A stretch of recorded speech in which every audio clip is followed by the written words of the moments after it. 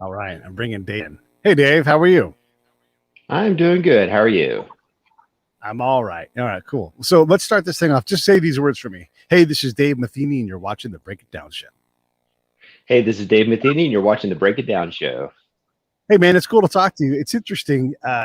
When I wrote this in the show promo, is when we talk about silencers, most of us have never seen or touched one or heard one. We don't have a comfortable feeling about silencers, and yet you're in the silencer selling business. Not only I that, you like know. franchising and really getting involved in it. And I thought, well, this is a fascinating topic. We just had on the person who wrote the biography for John Browning. And you realize just how pervasive his role is in the weapons industry. And then you have all these add-on industries like silencers. I just had to talk to you, and I appreciate you doing what you do. Can you just do a real basic rundown on who you are and what the heck the silencer shop is? It's my background. I'm a computer programmer. I was for 20 years. I was not really in the gun industry at all before this. It kind of happened by an accident. It was an accident of history for me. But as far as silencers go, I think there's this perception that they're some kind of a dangerous weapon in their own right.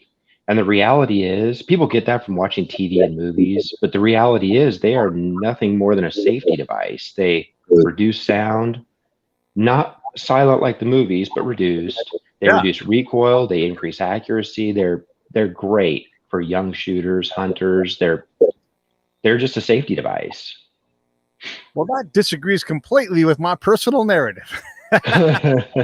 So, because I'm a military guy and I worked a lot with special operations folks, because I went outside the wire a lot, I had access to silencers and to use them. And you're right; they are remarkably loud compared to what you think they are. But boy, are they way quieter. And when you're on the range all the time trying to be proficient, it is nice to not have the big boom all the time. I mean, sure, you're wearing hearing protection. Sometimes in my case, I double up a lot of times, where I'll have Yeah. plugs and cans, because I've been around so many big booms. You think about that cumulative effect, of having an M16 right next to your face or an M4, and it's just boom going off all the time. It doesn't matter how much hearing protection you have; it's just a lot of sound. And I think people get their idea of how loud a gun is from TV too. Yeah, I mean, I think the reality is a gun on TV is like a silencer in real life. A gun in real life is so much louder than people don't have anything to equate it to, right? It's super loud. Yeah, it is. It's super.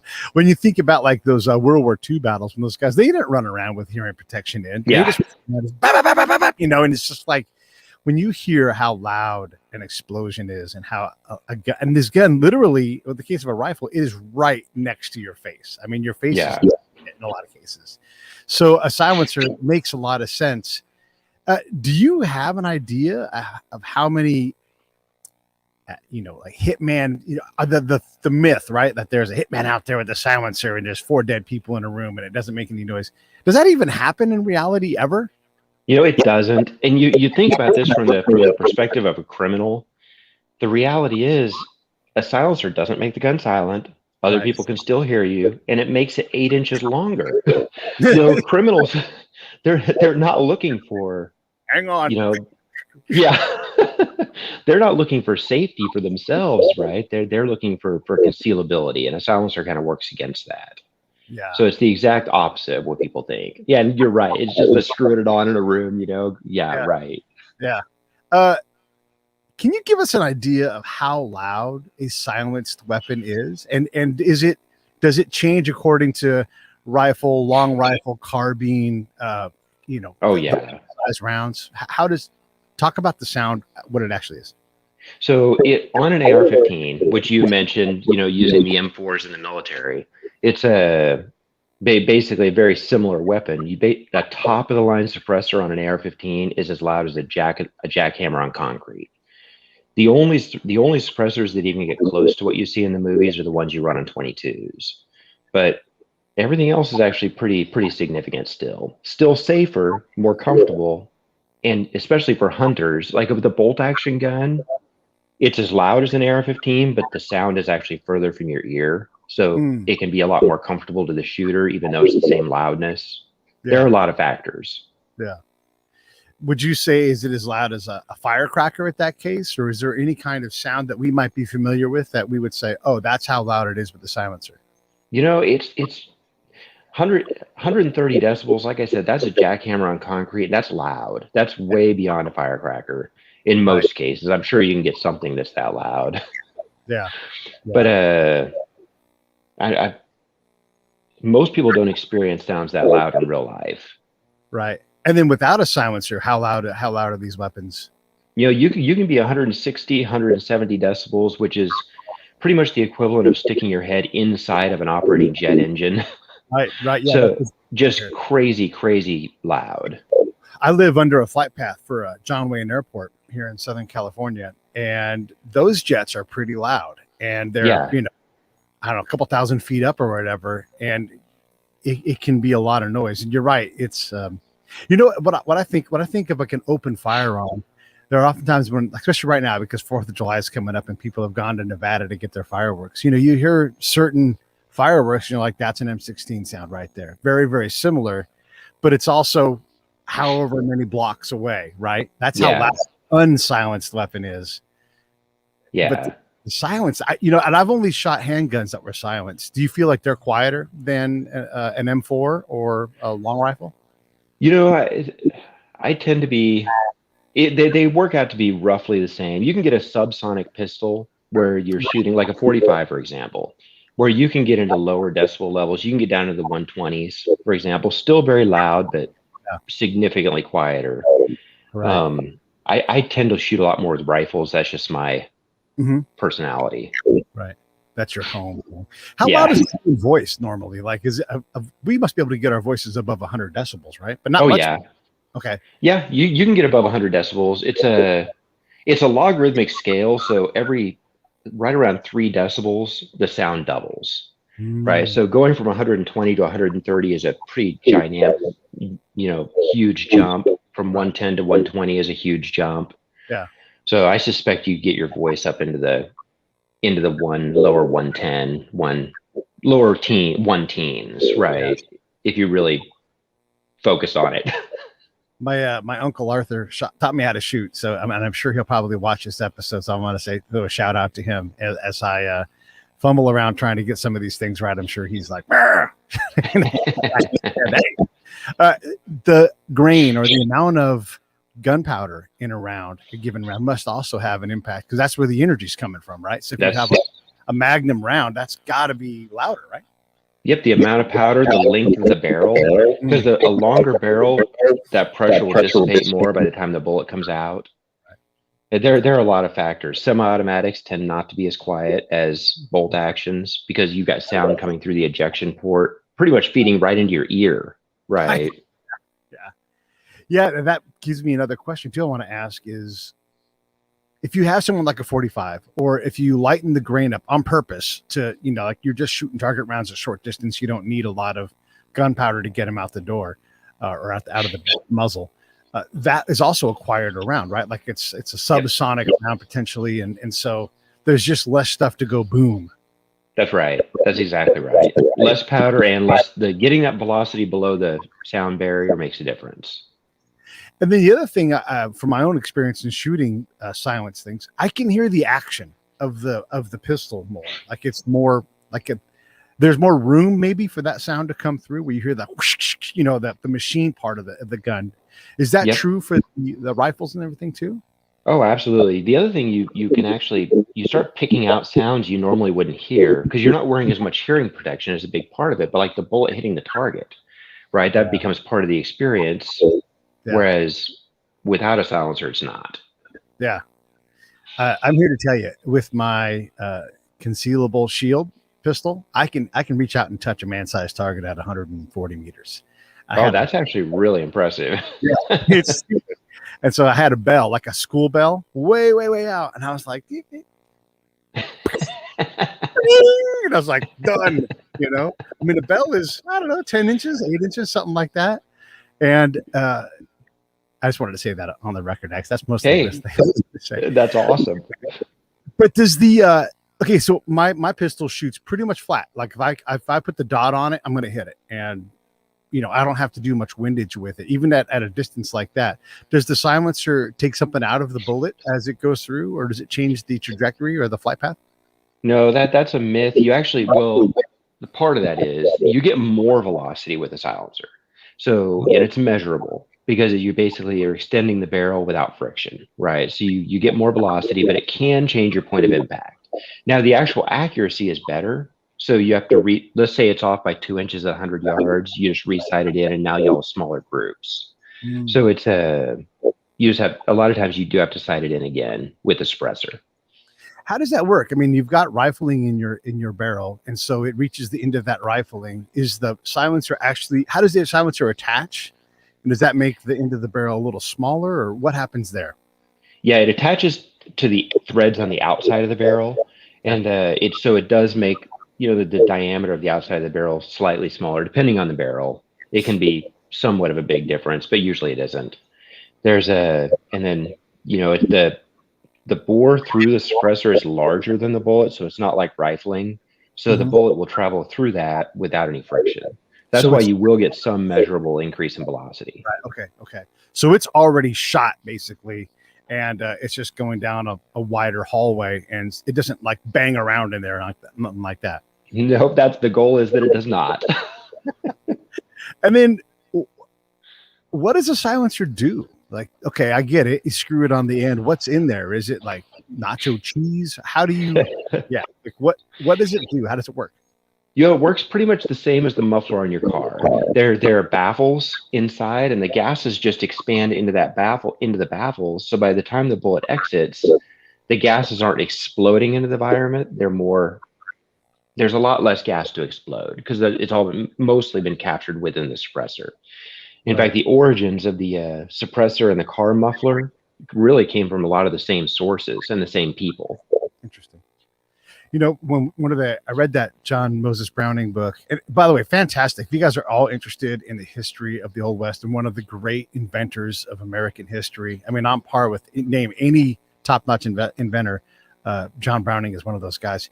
He got inspired for gas-powered blowback, cycling, by watching his friends at a range shoot, and he would see the gas wave come out, and then it would make the gas made the grass flow like this. And he's like, I can use that energy. He could see the energy, thought it was there, but then he realized it was there. And so he was able to say, we can reroute a little bit of this and then make that slide, that action happen to make the next round come in, and you can create semi-automatic or fully automatic power.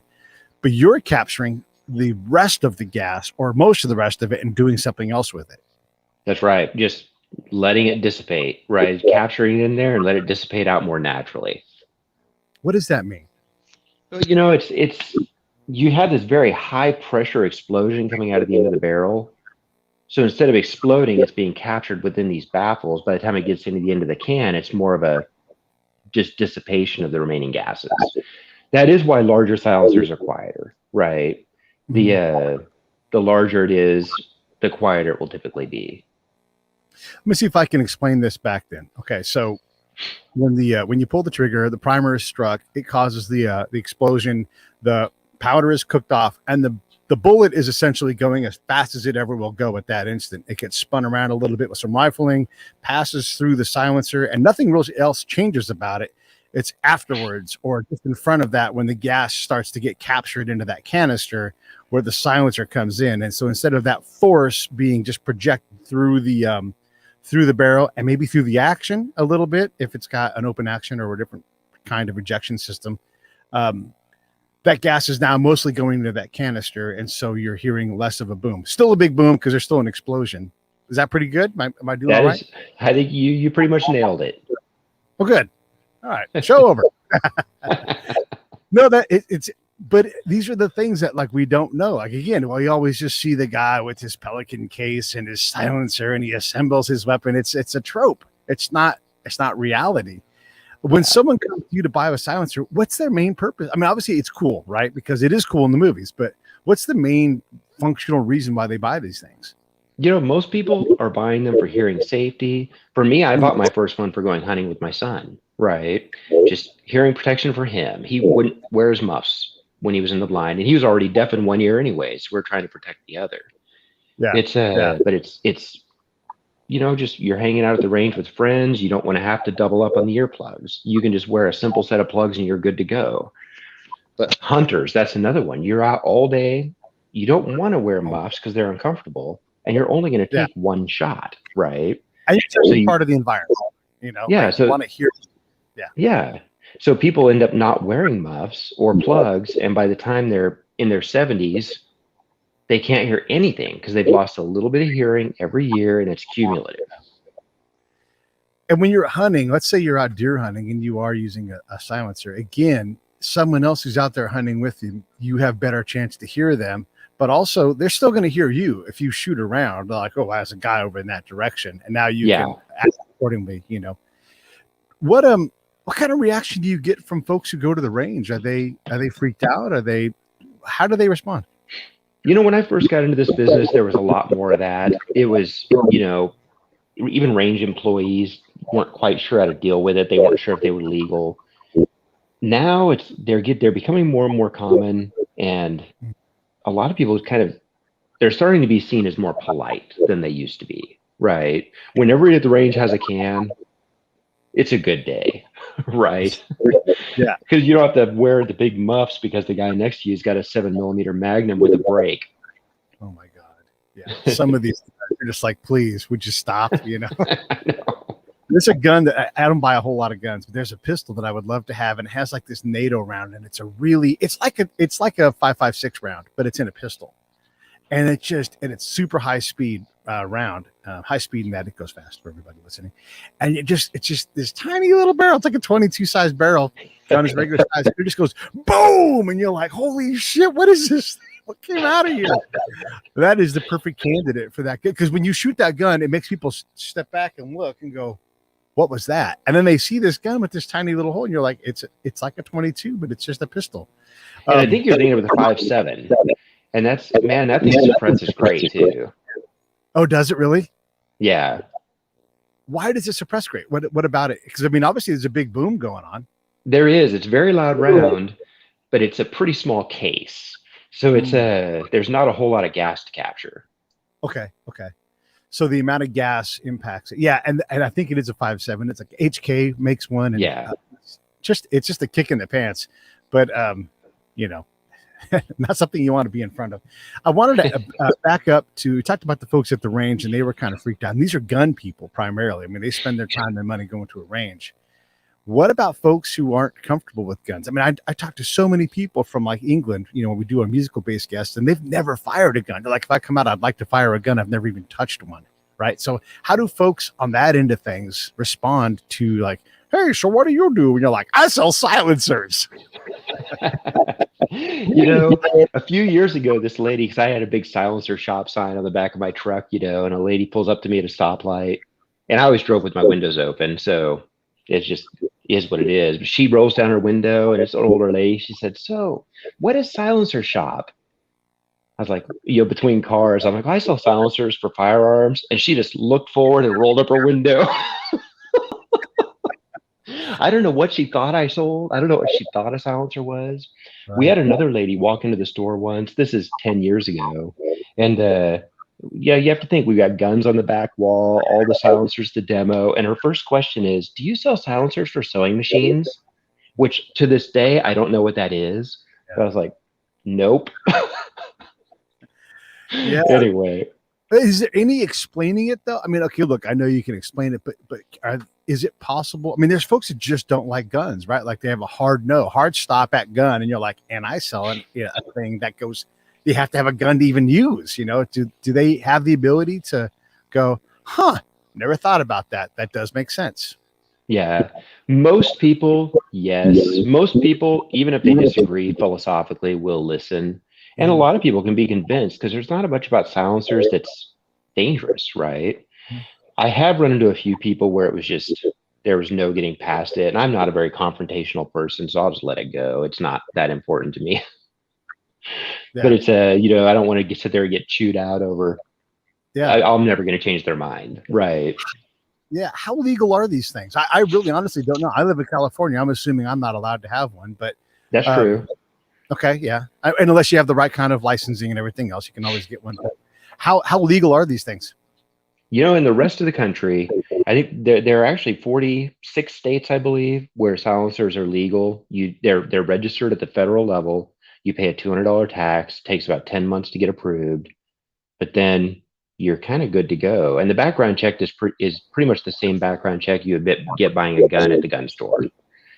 But in California, that is not one of the states where they're legal to get, and you have to have a pretty high level of licensing to have possession of them in California. So you can't even possess it or sell it then unless you've got like an FFL plus. Yeah, in California, no. But in the rest of the country, absolutely yes. And maybe you don't know the answers. Is there any evidence that silencers increase crime in any way or lethality in any way at all? Is there any justification for? And I'm not beating on my state. We don't know about silencers, and so it is good to have these conversations. But is there any justification in a harder embargo on those things? The reality is, if you look at crime statistics with silencers, it is almost zero. It's so rare. It's if there's one crime committed every 10 years, I'd be surprised. But it's they're just not used very much because they don't lend themselves to kind of a criminal use case, right? They just make the gun bigger. What? I get that, and philosophically I'm with you, but it sure feels uncomfortable. It's just yeah. Well, the reason for that is because silencers have been regulated in the 1930s. They started being regulated. There was a $200 tax put in place in 1934. This registration in 1934. So since then, the only information people have gotten about them is from TV. If the only information you had about car wrecks was from TV, I remember in the 80s, every car wreck involved an explosion. Everybody in the car died, right? We would all think that if we weren't driving cars and we weren't seeing that that's not true. Silencers, we just haven't had the exposure, right? Yeah. It's interesting. Yeah, you're right. I mean, and it's one of the reasons why I wanted to have you on was just to get rid of some of these myths and at least give us a chance to have it. But you did say it takes almost a year, and it sounds like quite often, the cost of more than my gun to acquire one of these things. Yeah, it's $200 just for the tax. Wow, that's a lot of money. What does that tax go to? Like silence or anti-death laws or something? It actually just goes into the federal general fund. So ATF doesn't keep it; it just goes straight over the feds. Yeah, and then what does a silencer cost? I mean, obviously there's going to be a range, but ballpark. The range for most silencers is going to be between about $300 and $800. So, and that's running from your rimfire to your rifle. There are some outside of both ends of it, but most of them fall in that range. And how long does a silencer last? I mean, again, in general, you might as well consider that they last forever. They usually don't start having any issues at all until about 150,000 rounds, and most people don't ever shoot that much. Right. Does it? Obviously, I know what the answer is going to be, but I want to ask, and I'm fascinated by all this John Browning stuff that I've learned. So, he invented the actuation where the barrel floats and moves as the slide moves. Does that inhibit that at all, or does it cause extra jams per, 1,000 rounds or anything? On pistols where they've got that tilting barrel, you actually have to have a device at the front of the silencer called a piston. And what it does, there's a spring in there and a piston, and it'll decouple the barrel from the suppressor so that the gun can cycle. But you'll actually feel, every time you shoot, you'll actually feel a little bit of a bounce as the suppressor resettles into position. It's really fast, but you can feel it.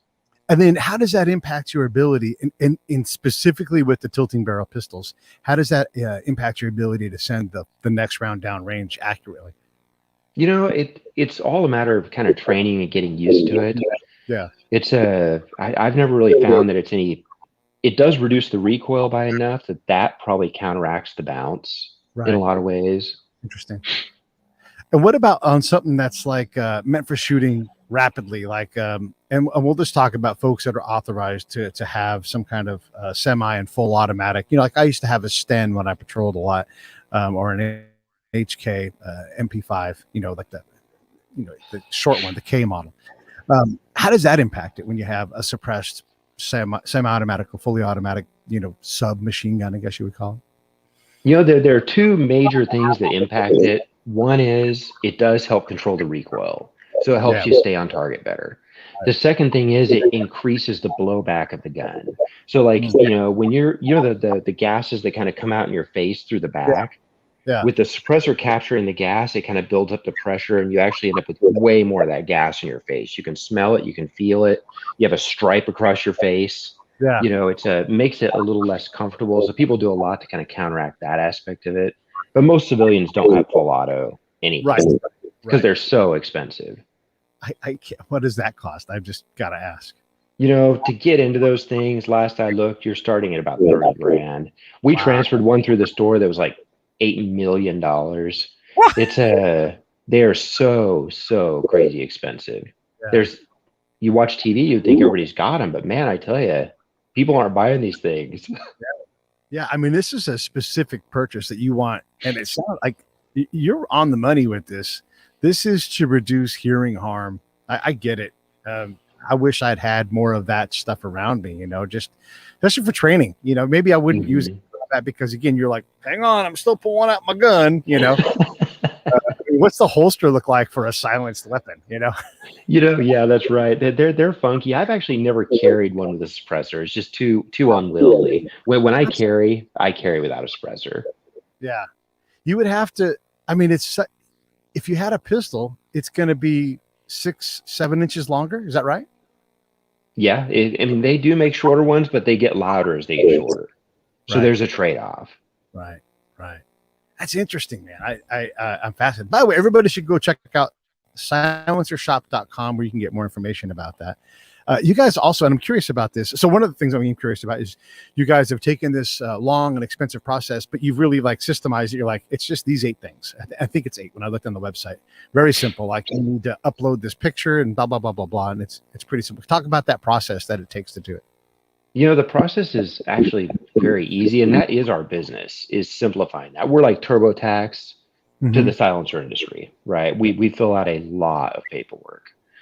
But we've got a kiosk network all over the country outside of California. We've got a kiosk network. You go to the kiosk. It generally takes about 5 or 10 minutes to go through it. You only have to do that once, no matter how many you buy. Right. And then we've got a mobile app where you can upload a photo. And honestly, we kind of handle the rest. We do the paperwork. We collect the signatures. We mail it all to the ATF. We have FBI certified fingerprint printers that run pretty much nonstop.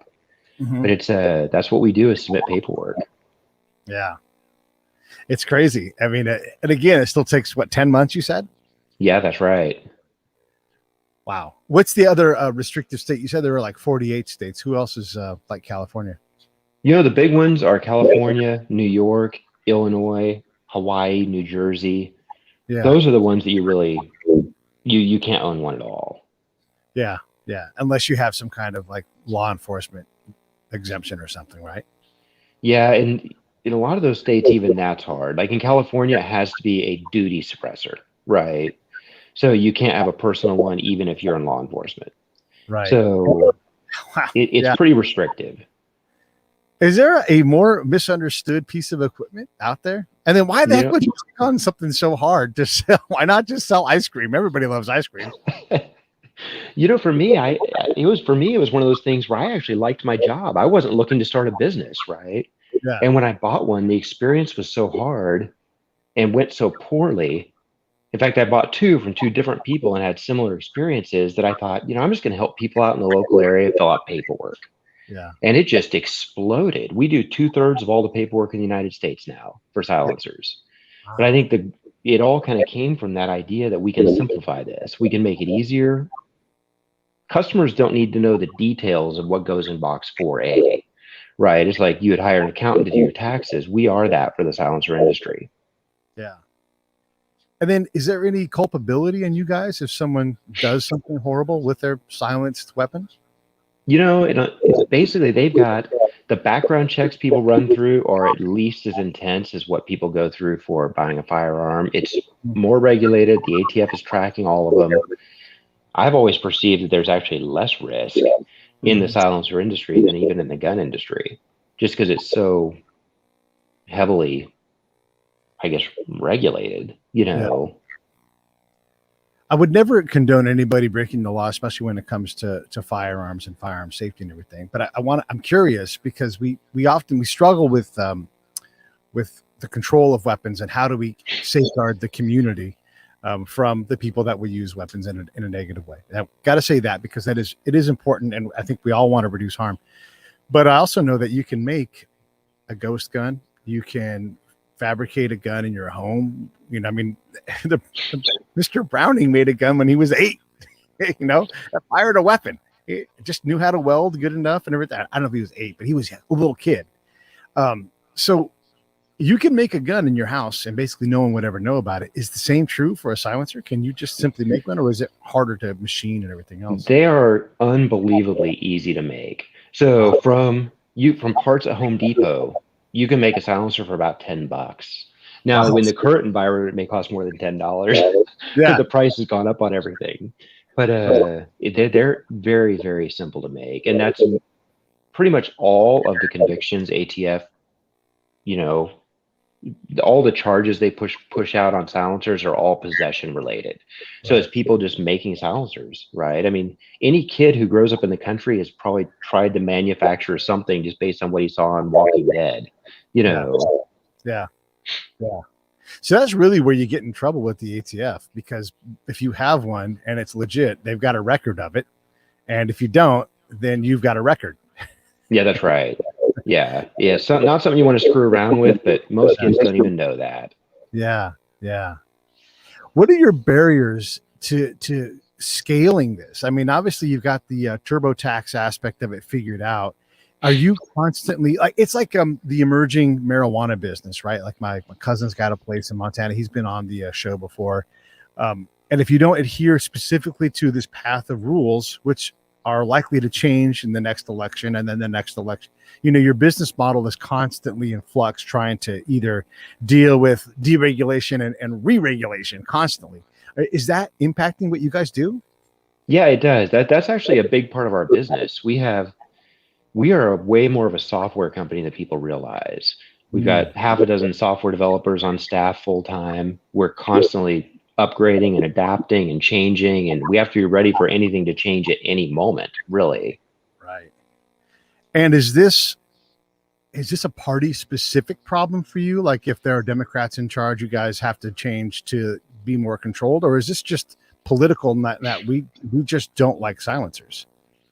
You know, I think a lot of this, obviously, the Republicans tend to be more pro-gun in general, but the Right. ATF is just kind of the ATF. It's the ATF that we're dealing with for the most part, because for the most part, the laws aren't changing. It's the ATF either reinterpreting or changing requirements or pushing out new rule changes. That's where a lot of the churn comes from. Another thing that I've noticed is if you sign up for a concealed carry, even in California where you're allowed to have it, some sheriffs just won't put it out. If you're in their county, they're just not going to issue that. So are there sheriffs out there that you're like, hey, this is legal for you in whatever, you know, fill in the blank county of whatever, Illinois. However, that sheriff there is going to be a problem if they see it. They're going to arrest you, and you might be innocent, but you got to go in front of a judge. You got to bail out, and it's going to be a $10,000 expense no matter what you do, even if you are correct. Does that exist for you guys? You know, it is a very, very unlikely thing. It's in the time I've been in this industry, I'm only aware of 1 or 2 times that that's ever happened. And I suspect I'd probably know about it most every time. So it's not very common. Direct competition at all? Is there like a silent Shopee instead of a? No, there are a lot of smaller players in the industry that are, you know, competition, but I think that's a healthy market, right? So it's our competition is a lot of little guys. Yeah. How do you scale? You know, like I said, we scale everything we do. We scale by trying to automate as much as we can. We throw software problems instead of throwing people at them. That way our people can focus on customer service and talking to customers, and it makes it a more enjoyable experience for customers. When there's somebody there they can talk to and the software is doing the stuff that can be automated. Is there a bucket of beers kind of bundle. You're like, hey, if you buy 6 silencers, we'll give you, one off or whatever. Or do you have to even discount these things at all? We do promos periodically. I think it's like any other industry. So kind of depends on the season and busy season, slow season, stock levels. There are lots of factors. Yeah. I mean, as we all get more and more deaf as we get older, because we've got, cans on and earbuds in and just sound is jamming into our ear holes. I think that there's definitely a marketplace for this to, save our ears, because I know, man, my ears are screwed. I've got bad tinnitus in both ears and I wear hearing aids. And so I'm definitely in the market for something like that. But if you have 20 guns, and you and I both know guys that have 20 guns and they're like, oh yeah, more, uh, is there like a universal suppressor that you could get that would enable you to not have to buy 20 different suppressors? Or is it always like, bore and everything specific? There are universal suppressors. The problem is there's this giant trade-off between efficiency and versatility. Mm-hmm. The more versatile you get, the less effective it actually is. So I'll usually tell people you can do that to a point, but you cross a line where it's just, you're not going to like it anymore, right? Yeah. You got this gigantic bore that'll run anything, but it doesn't do anything well. Yeah. But like if you've got one of those guns that's like you can swap the barrel out and have a 9mm or a, or whatever else and whatever else, 38 or whatever. I'm assuming you could find something that would be a good compromise there, because you're not making. Sure. Yeah. Okay. That's absolutely. Yeah. What if not for sound and a little bit of coolness factor, is there another reason that why you would buy a silencer for your weapon? Aside from sound, the big ones are reduced recoil. It's pretty significant, the reduction in recoil. It will actually increase accuracy and increase velocity. So, for competitive shooters, it can be a real advantage in the right situations. So those are really the main reasons, but sound is always at the top of the list. And so if you're competing and you're doing, action ranges or whatever you want to call them, there's a lot of different ones. Are silencers prohibited because they provide an advantage, or does it like do whatever you want?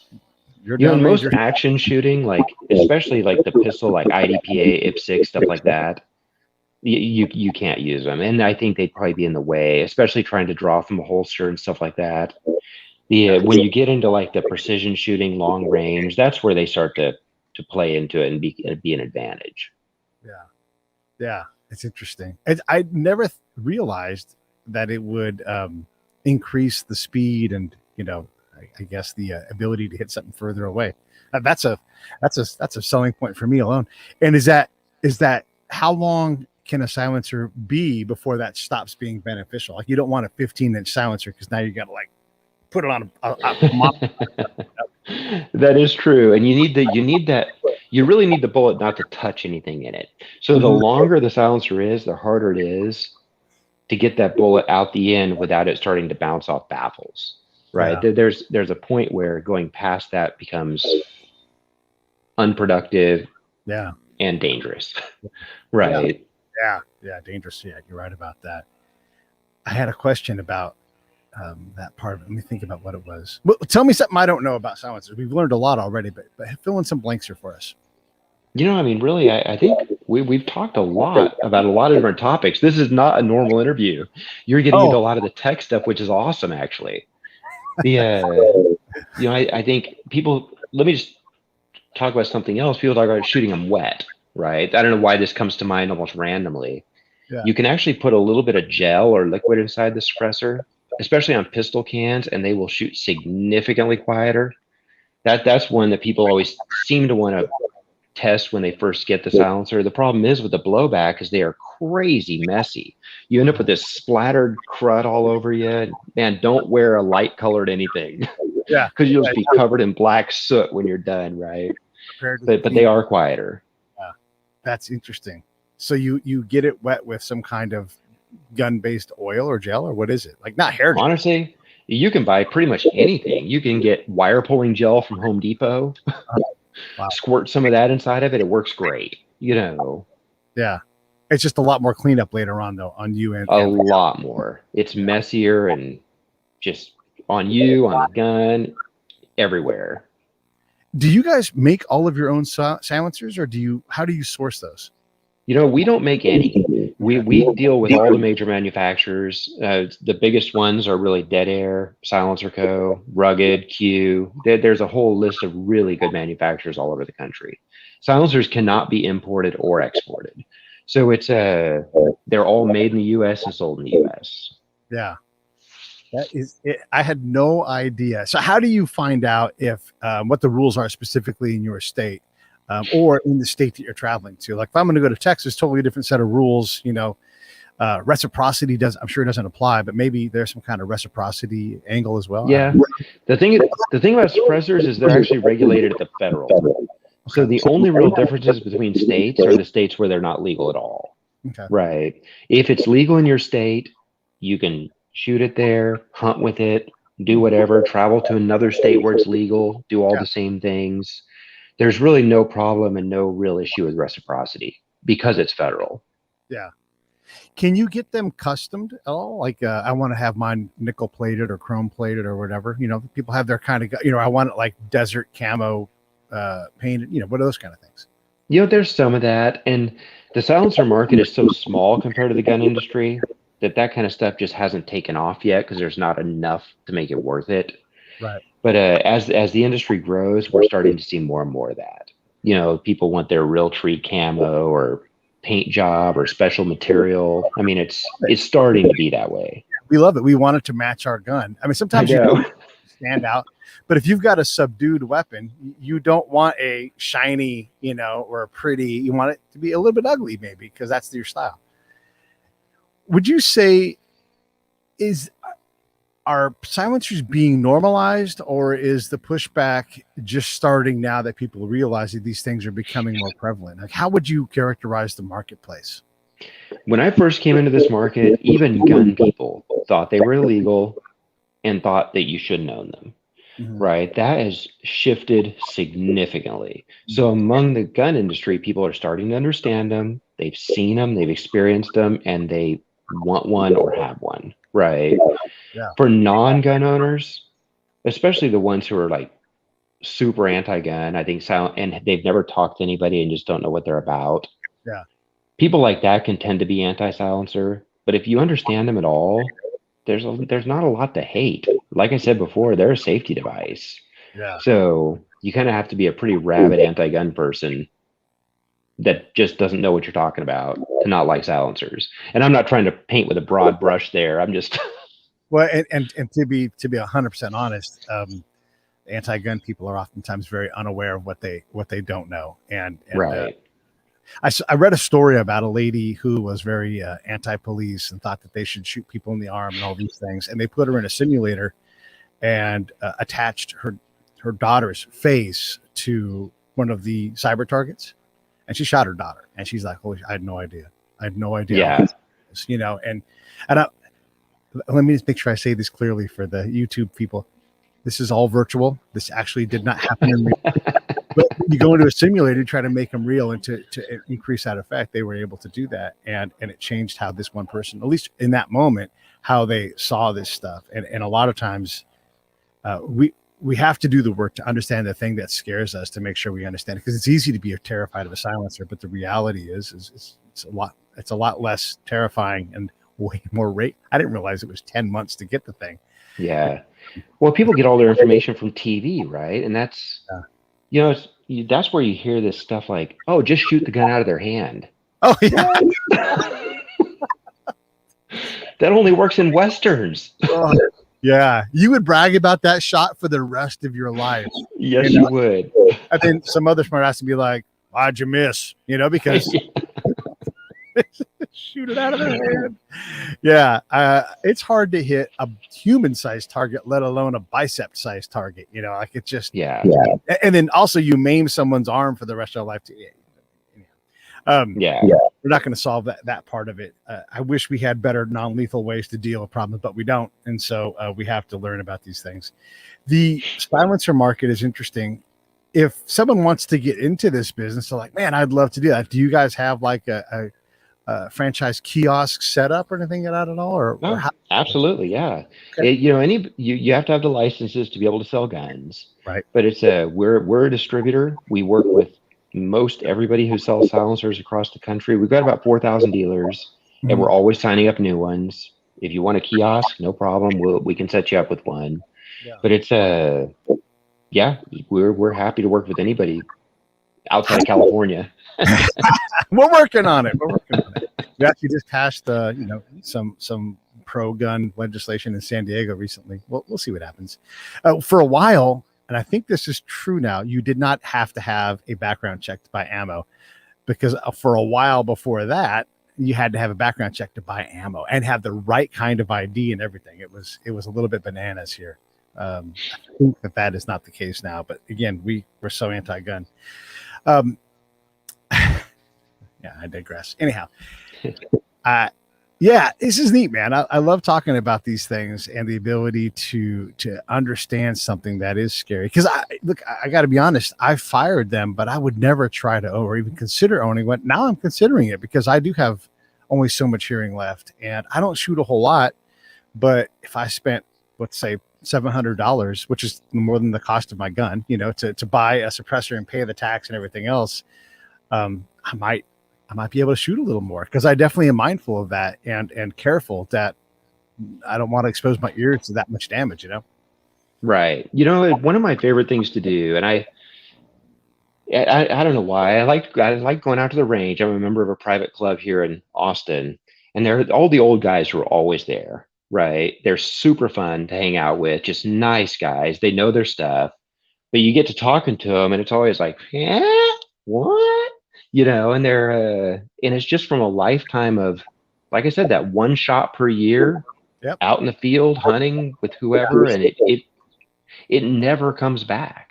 I am You one get of that the what? little ringing, and you Who? feel like you're good the next day, but Which? Yeah, yeah, no, that's right.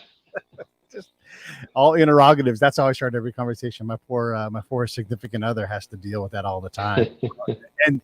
and the lot. If you don't have hearing loss, you don't understand. Like being in a crowded restaurant, it's so hard to hear anything because all you hear is this. Your ear can't pick out the signal from the noise anymore. Driving or walking on a street that has cars going by and you're talking to somebody, damn near impossible. It can be dangerous. You could walk into a problem because you can't hear. And if you're in the gun shooting business, it makes a lot of sense to have one. Yeah. Yeah. Interesting. Well, look, I don't want to keep you the whole time. I mean, we've covered so much ground. Is there anything you want to say that maybe we didn't cover at all? I mean, apart from wet silencers, anything else out there? I mean, really, we post a ton of information on silencershop.com. It's if you want more information, we've got, YouTube videos, all the social medias that are out there. Just check out the site, and like I said, there's a lot of information. Yeah. And yeah, I mean, that's pretty much it. I got one of those loud airplanes flying over, louder than a pistol, maybe. Yeah. Stick your head in that engine. That's right. Yeah. Seriously, a Barrett. Oh my God. Every time a Barrett has been fired by me, I'm like, I am a little closer to death and death. Looking at one round. I don't care how much hearing protection you have. If you fired a Barrett 100 times, you've degraded your life substantially. Those things. And you get into those big bore guns. Like, I love shooting a 338 Lapua. Sure. Because for whatever reason, that round suppressed is just fantastically fun because it makes such a gigantic difference. You take a round that's painful, even with double plugs, and you bring it down to a level of comfortable, right? So it's an impressive difference. Now the silencers are big. Yeah, they are. I mean, there is a cool factor. I'm not going to lie about that. There is definitely a cool factor. I want one because I want one, but do I need one? And then I think about the hearing part, and I do. Like, if I can reduce the harm to my ears, man, I want to have that.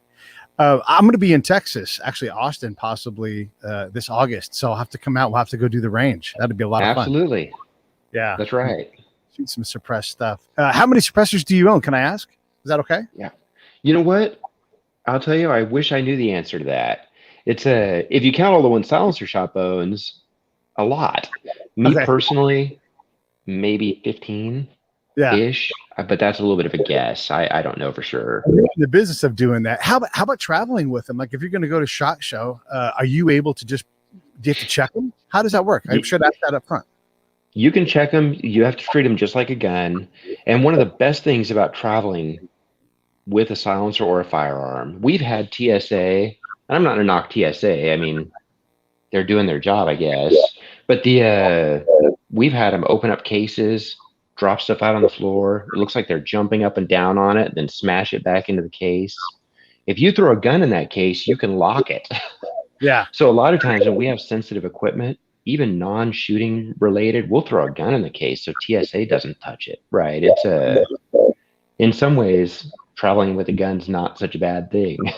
Now you wouldn't want to travel somewhere you can't take it, but I want to clarify generally this. Speaking, I understand. You're saying that if you travel with a pistol or a gun of some kind and you intend to bring a silencer to put them in the same case, because the TSA might drop or otherwise misplace or whatever your because they're going to open the silence case. They're not going to open the gun case. Is that right? What I'm saying is the silencer is treated just like a gun. So if you throw that in the locked case, even without a gun, TSA can't open it because as far as federal regulations go, that silencer is a gun.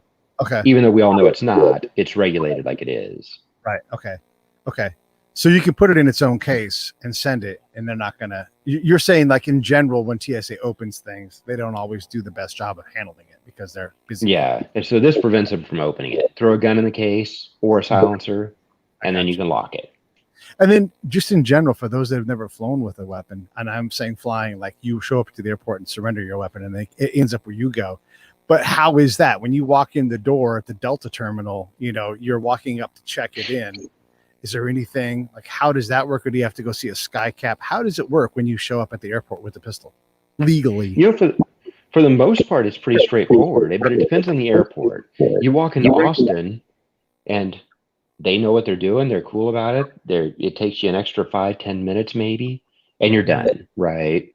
I've walked into airports where they're not so gun friendly, and you would think I had a bomb strapped to my chest, right? They act like it's like, oh no, what do we do? And they have to find the one person that knows the regulations, and they make it into this process that it shouldn't be. But for the most part, in gun friendly airports, it's pretty easy. Yeah. So if you don't know and you've not flown with that, you're saying plan for an extra hunk of time to get through. There's some freaking out. And then you're not breaking the law by bringing it to the airport, to the check-in counter. That's what you're supposed to do. Is that correct? Yeah. Have it in a locked case. They'll open it and look at it, but you do need to have it in a locked case. And all that stuff, you just find all that on the TSA side on what a locked case and all that kind of thing. Anything in closing, or do you want to ask me any questions? No, I like I said, I think we covered a lot of ground today. Yeah, it was fun. It was a really neat conversation. I don't often get to do like a hard like Q&A kind of session because usually it's conversational, but it's interesting. It's fascinating to me. And I love the fact that you give us your time to talk about the Silencer Shop. Everybody go check out the Silencer Shop, silencershop.com. And you can find out more, whether you want to be a franchised kiosk owner and legally, sell silencers or whatever it is. These guys have the software and the services that'll get you to where you want to go. And if you want to buy a silencer, obviously go check these guys out. They'll take care of you and they'll simplify the paperwork process, which is a big hurdle. Hey man, right. I appreciate you coming on. Thank you so much. All right. Thank you. Talk to you later. Bye. Hey, thanks for watching the show. I really appreciate it. Right here, you can subscribe. Please do that. It makes the show grow. Hit that notification bell so you know which incredible guest is coming up next. Down below is the PayPal link. You can put a small subscription in. That is an enormous help. All that money goes right back into the show. And then right up over here are the next episodes you should listen to, curated by yours truly.